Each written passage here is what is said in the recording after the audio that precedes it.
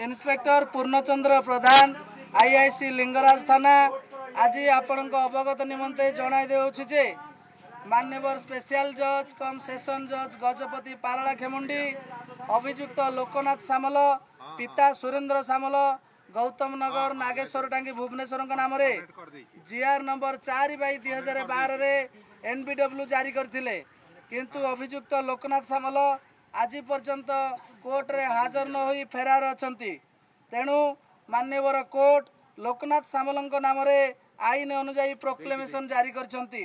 जदि आसंता 30 दिन मध्य अभियुक्त लोकनाथ सामल कोर्ट रे हाजर न हुंती तेबे तांकर स्थावर अस्थावर संपत्ति जबत पई कार्यानुष्ठान ग्रहण करा जिवो।